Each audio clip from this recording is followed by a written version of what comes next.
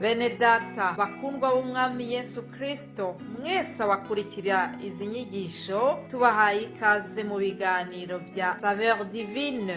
Ibi biganiro mu bitegurirwa n'abavugabutumwa bwiza batandukanye, akaba ari umuhamagaro ugendera ku ijambo ry'Imana byanditse mu gitabo cy'ubutumwa bwiza uko bwanditswe na Matayo ibice 24 umurongo wa 14. Kandi ubutumwa bwiza bw'ubwami buzigishwa mu isi yose ngo bube ubuhamya bwo guhamiriza amahanga yose, nibwo imperuka izahera ko ize. Ibi biganiro mubikurikira ku channel ya YouTube yitwa Saveur Divine. Tubifurije kugubwa neza. Imana Data ari nayo so ibaha umugisha. Yesu ashimwe bakundwa bene data, ndabasuhuje mu izina rya Yesu. Ndi Odette Kandama mu kiganiro Saveur Divine. Shimye Imana cyane kongera kuboneka muri uyu mwanya, hari hashize igihe kinini ntaboneka, ariko Imana ishimwe kuko inyemereye. Mufatikanye nanjye gushima Imana, twebwe ab'Imana yarinze tukaba tukiriho, izina ryayo nirihabwe icyubahiro. Turimo turaganira muri iki cyumweru ku buryo Imana yacu, cyangwa se ni ukwibukiranya ko Imana yacu yumva gusenga kwacu kandi igasubiza amasengesho yacu. Reka rero dusoma amagambo y'Imana yanditse mu gitabo cya mbere cya Samweli, igice cya mbere turasoma umurongo wa 9 tugere ku murongo wa 11. Nuko bamaze kurya no kunywa, Hana ahaguruka aho bari i Shilo, kandi Yera umutambyi yari yicaye ku ntebe ye ku gikomanizo cy'umuryango w'urusengero rw'Uwiteka. Ariko Hana yasenganaga Uwiteka agahinda, arira cyane, ahiga umuhigo, aravuga ati: Nyagasani Nyiringabo, nureba umubabaro w'umuja wawe ukanyibuka, ntunyibagirwe ukampa umwana w'umuhungu, nzamutura Uwiteka abo w'iminsi yose yo kubaho kwe, kandi icyuma cyogosha ntikizamugera ku mutwe. Imana ishimwe. Uyu muntu cyangwa uyu mugore witwa Hana yari afite icyifuzo yajyaga asengera, icyifuzo cyo kuba atari yarigeze abyara. Biramubabaza. Hanyuma ikindi cyamubabazaga kurushaho cyane nuko yari afite mukeba we witwaga Penina, wahoraga amukina ku mubyimba, amushinyagurira, amusebya. Abantu bahuye n'icyo kigeragezo murabizi, kirarushya, kiraryana, ariko noneho iyo hariho n'umuntu ugisunika, ni nko gufata umuntu akazajya gutoneka mu gisebe wari usanzwe ufite. Rero Hana yaje gusenga, Uwiteka aramwumvira, amuha umwana w'umuhungu, amwita Samweli. Inshuti yanjye wumva aya magambo, nagiraga ngo nkwibutse yuko Imana yumva gusenga kandi ijya isubiza. Birashoboka kubona ibyo usengera byaratinze cyangwa se byarananiranye, ariko nagira ngo nkwibutse ngo Imana igisubiza gusenga kwacu, Imana ijya yumva gusenga kwacu. Uhumure, nawe Samweli wawe azavuka. Haleluya. Twakoze ikiganiro kijyanye no gusenga, ubwo Yesu abigishwa be bamusabaga ngo abigishe gusenga, akabigisha gusenga isengesho rya Data wa twese. Hanyuma gusenga ni ukuganira n'Imana, gusenga ni ukuganira nayo. Twabonye ko Yesu yigisha abigishwa be gusenga, yababwiye ngo bazajye babanza baha Imana icyubahiro. Aho bahereye babanze baha Imana icyubahiro, izina ryawe ryubahwe, ubwami bwawe buze, ibyo ushaka aba ari byo bibaho. Hanyuma nurangiza kuvuga ibyo by'Imana, guhesha Imana icyubahiro, nawe ubone gusengera ibyawe. Uduhe none ibyo kurya byacu by'uyu munsi. Uko ni ugusenga. Yego, nitujya gusengera n'ibyifuzo byacu, rero tujye dusengera ibyifuzo byacu, twisengera ubwacu, dusengere n'abo tubana, dusengere n'abo duturanye, dusengera igihugu turimo, dusengera itorero ry'Imana, ntitwizirikane ubwacu ahubwo tuzirikane n'abandi. Pawulo yigeze ahugura Timoteyo aramubwira ngo ndaguhugurira kwingingira abantu bose no kubasengera no kubasabira no kubashimira. Yongeraho aravuga ngo ariko cyane cyane abami n'abatware bose ngo kugira ngo duhore mu mahoro tutabona ibyago, twubaha Imana kandi twitonda rwose. Dukwiye gusengera ibyo byose, abantu bose tugasengera igihugu. Niwisengera wenyine ntabwo bizaba ari ibyo. Abera bo mu isi dufatikanije imibabaro, dukwiye gusengeranira. Kandi uretse n'ibyo, nisengera njyenyine nkagira umugisha, abo tuzaba duturanye akaba ntawo bafite, urumva bitazangora? Nisengera abana banjye ngo bagire umugisha, nisengera abana banjye ngo bazagire mariage nziza, mbese niba ntasengeye abandi, abo bazakorana mariage bazaba batorotse hehe? Imana idufashe twige gusenga, dusengeranire, sengere n'abandi bose. Imana idufashe.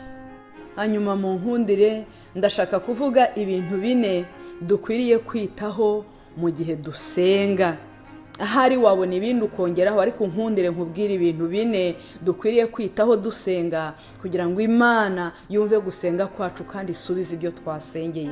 Icyambere, nubwo dusenga Imana ikaba ijya yumva amasengesho igasubiza, Imana ntabwo ijya yumva cyangwa ngo isubize isengesho ry'umunyabyaha, kereka irisaba imbabazi rivuga ngo Mana mbabarira. Imana idufashe. Ubwo rero dukwiye kubanza gukuraho ibidutandukanya n'Imana, tukagirana ubumwe nayo, tugasabana nayo, tukagirana ubushuti. Urabizi ko iyo umuntu ari inshuti yawe, yaje kugusaba ntabwo avunika, agitangira uhita umubaza ngo mbese urashaka ko nagufasha iki? Niba wumva hari icyo nagufasha ntuzatinye kubimbwira, ndahari. Birakwiye ko tubanza kugirana ubushuti n'Imana, tugasabana nayo kugira ngo tuzajye tuyisaba bitworoheye. Ikindi, niba utari wizera Yesu, uhe Yesu ubugingo bwawe. Twigeze tubivuga mu biganiro byabanje, uba umwana wo mu rugo. Nawe urabizi ko iyo umwana agiye gusaba umubyeyi, niba uri umubyeyi unyumva, ntabwo iyo uri umubyeyi wagira icyo wima umwana wawe mu gihe ubona yuko agikwiriye. Imana nibaho umugisha. Nari mvuze ngo Imana ntabwo ijya yumva cyangwa isubize isengesho ry'umunyabyaha keretse gusa risaba imbabazi. Bibiliya igivuga ngo uwiziba amatwi ngo atumva amategeko, gusenga kwe nako ni ikizira. Imana idufashe. Migani 28:9. Hanyuma Yohana mu butumwa bwiza yanditse mu bice 9:31 yaranditse ngo tuzi yuko Imana itumva abanyabyaha, ahubwo uyubaha agakora ibyo ishaka, uwo ni we yumva. Hanyuma Salomo arongera arabyandika mu Migani ibice 15:8 aravuga ngo igitambo cy'umunyabyaha ni ikizira kuwiteka, ariko gusenga k'umukiranutsi kuramunezeza. Imana idufashe. Icya kabiri, Imana isubiza iyo ibona ko ibyo dusabye bidufitiye umumaro. Bene data banyumva, hariho ibyo muzasengera Imana ntibibahe. Imana ijya yitegereza ibyakugirira umumaro, akaba ari ibimenya. Nasomye umurongo muri Bibiliya urambwira ngo Uwiteka ni Imana imenya ibitugirira umumaro. Nk'uko iyo uri umubyeyi umwana atagusaba buji yaka umuriro, cyangwa ngo agusabe igishirira, cyangwa ngo agusabe icyuma cyangwa urwembe, kandi ari mutoya ntiwabimuhereza, kubera ko umurebera kure, kubera ko uzi ubwenge ko byamumere nabi, ko yakwikata akava amaraso yashya, kubera ko ubizi. Ntabwo umwana wamuha icyuma ngo atikata, ntiwamuha ikimuhemukira. Hari ibyo nawe uzasaba Imana ntibiguhe kubera ko ibona byaguhemukira. Imana niguha umugisha. Imana idusubiza iyo ibona ko ibyo dusabye bidufitiye umumaro. Icya gatatu, Imana isubiza gusenga kwacu iyo ibona ko ibyo dusabye bijyanye n'ubushake bwayo. Bibiliya yarambwiye mu rwandiko rwa mbere rwa Yohana ibice 5:14 handitswe ngo kandi iki nicyo kidutera gutinyuka imbere y'Imana, nuko twumva iyo dusabye ikintu nk'uko ashaka. Imana ishimwe. Cyangwa se iyo dusabye nk'uko Bibiliya itubwira. yego. Urugero, niba uri nko gusengera umuntu ngo akizwe, icyo cyifuza Imana ntabwo izabura kucyumva, kubera ko Bibiliya itubwira ngo Imana ishaka ko abantu bose bakizwa bakamenya ukuri. Niba uri gusengera umurimo w'Imana, niba uri gusengera igihugu, twabonye yuko Pawulo yabwiye Timoteyo ngo asengera abami, asengera abatwara, asengera abantu bose. Imana ntizabura kukumva uko biri mu mugambi wayo, uko biri mu bushake bwayo. Imana niguha umugisha. Icya kane, Imana idusubiza iyo ibona ko ibyo dusaba ibifitemo inyungu. Umunsi Hana yahinduye isengesho, bene data, Hana yahoraga asenga, yasenze igihe kinini, ariko umunsi yahinduye isengesho, kuriya murongo wa 11 haravuga ngo Mana Uwiteka, nunyibuka mpize umuhigo kampa umwana w'umuhungu, nzamugutura abo wawe iteka ryose. Imana yumva ko ibifitemo inyungu.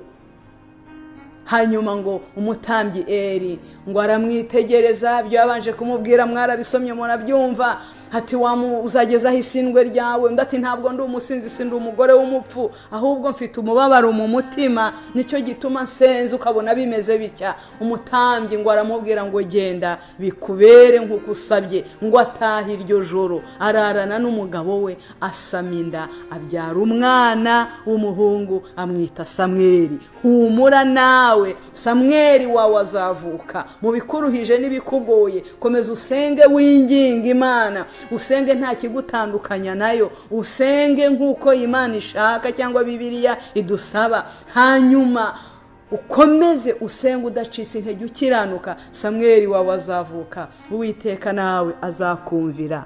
Nshuti yanjye, uzi ko iyo dusabye nk'uko Imana ishaka iduha n'ibyo tutayisabye. Niko byagendekeye Hana, amaze gusaba nk'uko Imana ishaka, kandi Imana ibonye ko ibifitemo inyungu, ko Samweli azaba uwo mu rusengero. Uzi yuko Hana yabyaye abandi bana 5. Bibiliya ijya imbwira mu gice cya 2 cy'igitabo cya mbere cya Samweli, murongo wa 21, ko Uwiteka yagendereye Hana kongera gusama inda, akabyara abana b'abahungu 3 n'abakobwa 2. Hanyuma Samweli akaba uwa 6 muri bo, kubera yuko yasabye nk'uko Imana ishaka, kandi Imana ibifitemo inyungu. Niko byagendekeye Salomo. Salomo yaragiye asaba ubwenge, Imana iramubwira ngo utansabye ko abanzi bawe bapfa. N'ibyo utansabye byose ndabiguhaye. Iyo usabye nk'uko Imana ishaka irakumvira, ikaguha n'ibyo utayisabye. Ubwo butunzi uri gusaba Imana nibuguha, mbese izabugeramo iyihe nyungu? Uzafasha abakene? Mbese uzakora umurimo w'Imana? Imana ijya ibyitegereza byose. Imana niguha umugisha, Imana nigushyigikire. Usabe nk'uko Imana ishaka, usabe ibigufitiye umumaro, usabe nta kigutandukanya n'Imana, kandi usabe iby'Imana ifitemo inyungu, ntabwo izabura kukumvira. Imana nibaha umugisha, nibashyigikire mu izina rya Yesu.